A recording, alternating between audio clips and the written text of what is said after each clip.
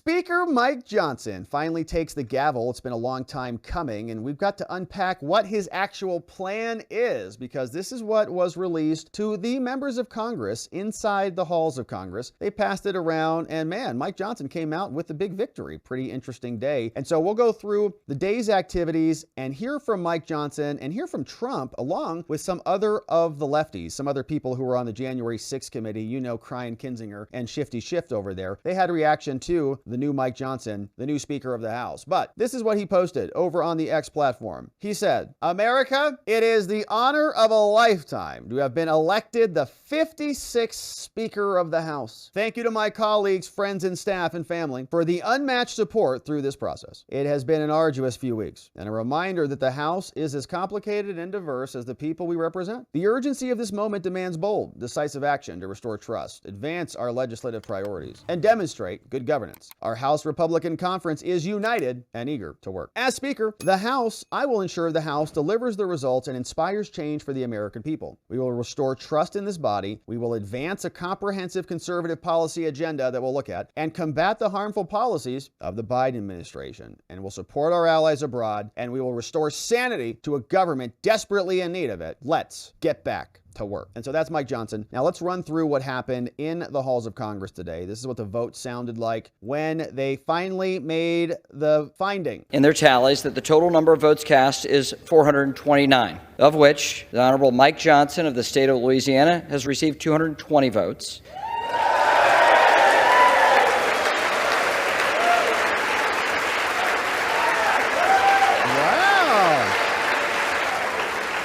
And the Honorable Hakeem Jeffries of the state of New York has received 209 votes.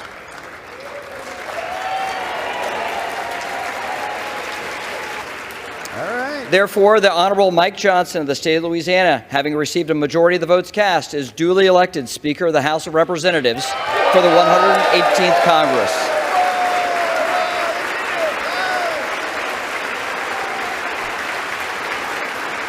All right, so they finally got it done, and here's a couple more excerpts from Congress. Here is where he takes the oath, and we'll just hit a couple highlights from this one. I'm now ready to take the oath of office, and I ask the Dean of the House of Representatives, the Honorable Harold Rogers of Kentucky, to please administer the oath of office. Mr. Speaker-designee, congratulations on your election. Thank you, sir. When our founding fathers chose bold, new, and innovative There's Kev. new self-rule government, There's Kev. it was met by deep skepticism by the world's monarchs. They said self-rule is only a dream. Our founders said they're right. It's the American dream. Amen. That's right, baby. Yeah. The American dream, Now it's our dream. We're in charge. The speakership of the United States House of Representatives. All right, we get the gist. Let's swear him in. And that you will well and faithfully discharge the duties of the office on which you are about to enter. So help you God. I do, so help me God. Congratulations, Mr. Chairman. Okay, so then he gave a speech in Congress, and then he went outside and gave a press conference speech. And so let's listen in to what he said after the day. Thank you, Stephen and Tom and Elise. This is an extraordinary team that has been assembled here to serve the American people. Steve Scalise represents so much in our home state of Louisiana. One of the things he truly represents is perseverance and hope. And as he was talking here just a moment ago, I was reminded of the scripture that says suffering produces perseverance, perseverance produces character, and character produces hope. What we need in this country is more hope. The people have lost their faith in our institution. Their faith is at an all-time low. And one of the reasons they've lost it is because the Congress, over the years, has not delivered for the American people well enough. We're in the majority right now. We've gone through a little bit of suffering. We've gone through a little bit of character building. And you know what it's produced? More strength, more perseverance, and a lot of hope. And that's what we're about to deliver to the American people. All right.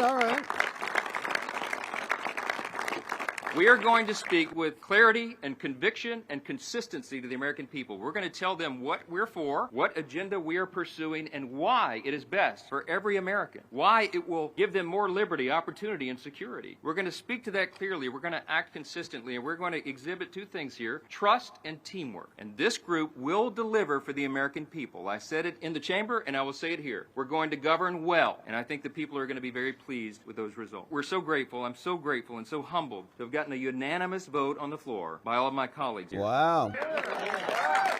Wow. Yeah, that's a big deal. We went through a lot to get here, but we are ready to govern, and that will begin right away. You've all heard me talk a lot today, and I'm not going to belabor the point because the sun is bright and it's too warm for the fall. But I'll say this: we're going to dispense with all the usual ceremonies and celebrations that traditionally follow a new speakership because we have no time for either one. All right. The American people's business is too urgent in this moment. The hour is late, the crisis is great. In America, we hear you, and we are reporting again, as I said in there, to our duty station. That will begin in just a few moments. This entire group is going to go back to the House floor, and we are going to pass our resolution in support of the nation of Israel, our closest ally in the Middle East. You're going to see an aggressive schedule in the days and weeks ahead. You're going to see Congress working as hard as it's ever worked, and we are going to deliver for the American people. I'm grateful for this opportunity. I want to thank you for being patient with us, and I promise you it'll be worth it. God bless you. All right, so man, they're all pretty excited about that.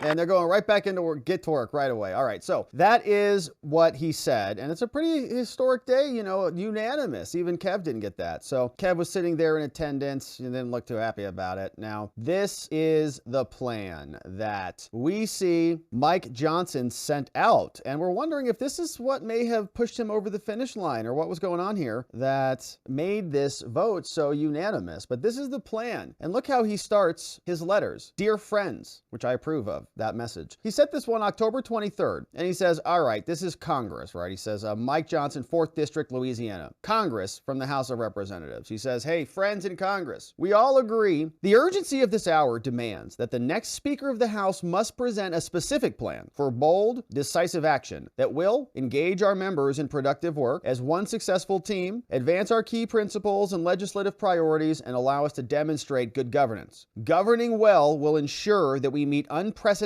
challenges of the day and expand our majority next year. Get more Republicans. We must take action right away. I would begin by proposing the following immediate steps concerning our unfinished appropriations bills and our schedule for the remainder of this Congress. And this is signed by Mike Johnson, the man himself. Dear friends, we all understand that our next speaker, now him, must be prepared to negotiate from a position of strength with the Democrat-controlled Senate and the White House. The only way to secure that position is for the House to have passed all 12 of our appropriations measures. I am confident we can work together to accomplish that objective quickly in a manner that delivers on our principled commitments to rein in the wasteful spending and put our country back on a path to fiscal responsibility. It will be challenging work, but we can and will do it. In the interest of time, I, Mike Johnson, would propose that we seek consensus to discharge the last two appropriations bills, labor, HHS, and education as one, and commerce, justice, and science,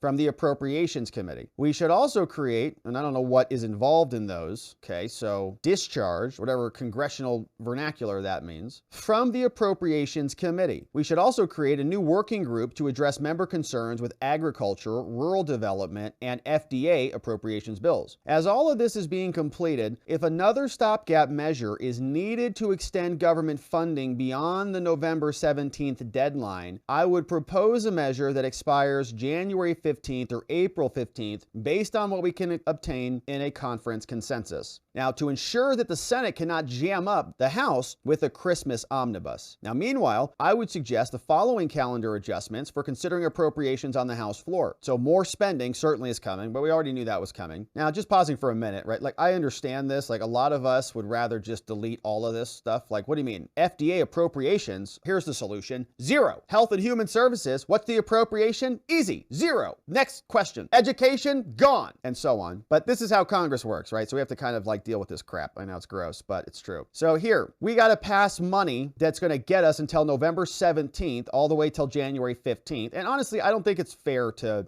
hang the blame for any of that on him. Okay, this is like fourth string dude who's in here, but actually kind of a starter. Should have been a starter, but it's like fourth string. So he needs some time to, come together with the plan and all of that. So whatever that involves, I'm sure it's going to be very expensive. But, I think some of this stuff you just have to accept. It's just part of the deal. Like spending is coming back now. We had no spending. Now we're going to have spending again. So he says, all right, here's the plan. Week of October 23rd, that's this week, energy and water. Next week, legislative branch, interior and thud. Next week, November, first week, FSG, CGS. Second week, November, labor, health and human services and ag. He says, my friends, this is an ambitious schedule. But if our speaker can work across the conference to unify our membership and build consensus, we can achieve our necessary objectives. This is before he became the speaker. Now, in addition to our work on appropriations, I would propose to the majority leader the following modifications to the House schedule if there is consensus within the conference. 1. October. Here's the plan. Pass Chairman McCall's resolution condemning Hamas. Reach consensus for a legislative blueprint through the end of this session. Pass all the appropriations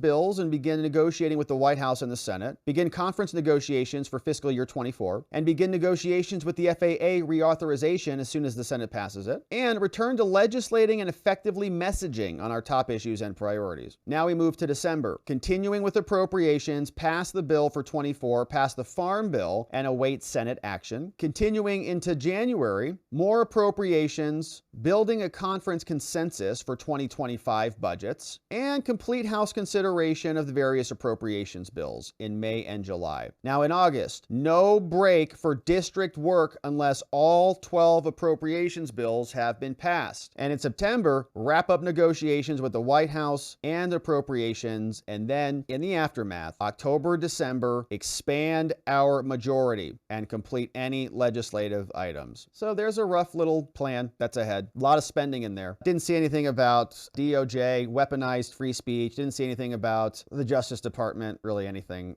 there. But all right, that's fine. So a lot of spending is going to happen from Mike Johnson. I'm excited to see what he does. We'll see if he moves the ball forward because Trump is happy about it. And other people that we know well, like Kinzinger and Schiff, they are very unhappy about it, which makes me happier about it. So this is Trump responding to the new Mike Johnson in the House. Here he is. Who are you referring to as Trump? Thank you very much, and I just want to congratulate Mike Johnson. He will be a great Speaker of the House, and we were very happy to have helped. Known him for a long time. He's a tremendous leader and a tremendous man. Comes from a wonderful place, Louisiana. He's going to make us all proud. So at this time yesterday, nobody was thinking of Mike. And then we put out the word, and now he's the Speaker of the House. So I want to just thank all of the supporters that I have, and I want to thank all of the supporters that Mike has. And again, he'll be a great speaker. I think you're going to be very proud of him. Thank you, everybody. Thank you very much. All right, and I think he has been good on a number of issues, one of which was January 6th. And so let's turn our attention over to these two knuckleheads who were on the January 6th committee, Shifty Schiff and Crying Kinzinger. And Schiff, he posted this about Mike Johnson, which makes me like this guy just that much more. He says, you might be Googling who Mike Johnson is this morning. Let me make it simple. Johnson is a hard-right, pro-Trump leading election denier in the House. It's like, that's my guy, baby. Yo, shout out to Mike Johnson. He's my man. Sadly, this is what passes for speaker material in the Republican conference. So I'm pretty sure I'm on Team Mike Johnson now. Thank you, Adam, for doing that. And if there was any doubt about it, this is what Crying Adam Kinzinger says about it. And he says basically the same thing. He says, and he's got 3 flags now, so we'll see if it goes to 4 or 5 or 6 or whatever. But he says, I remember Mike Johnson lobbying me to support the lawsuit claiming that the election was stolen. And every reporter needs to remember this. Trump ally lobbying fellow Republicans to support the Texas lawsuit to overturn the election. All right, so Adam Kinzinger is crying about it, and Shifty Schiff is shifting in his pencil neck about it. And so Mike Johnson sounds like a great fit. I'm very excited about it. And we'll be looking forward to seeing what he does. And what I'm really looking forward to is he's the speaker, right? So he's not necessarily involved in all of the subcommittees and all of their investigations. But this will open the House back up, which means James Comer is back on oversight, baby. We got Jason Smith back over on Ways and Means. And guess who's back over on Judiciary? Oh, that's right, Jim Jordan, baby. And so we'll get some more action, certainly, today on oversight and judiciary, on the impeachment inquiry, and more. And so congratulations to Mike Johnson and the Republicans for actually making a good decision this time and giving us an opportunity to explore what this guy can do and see if he can get things in alignment there. But my friends, we will continue to cover the congressional madness and more. Thank you for joining us as we do. Thank you for subscribing. Thank you for liking this video. And of course, thank you for checking out our website, robertgovea.com, where you can sign up for our daily newsletter, get this segment, all the show reports, all the PDFs that are included that we just reviewed will all be available at robertgovea.com. So go on over there and check it out, and we'll look forward to seeing you on the next one.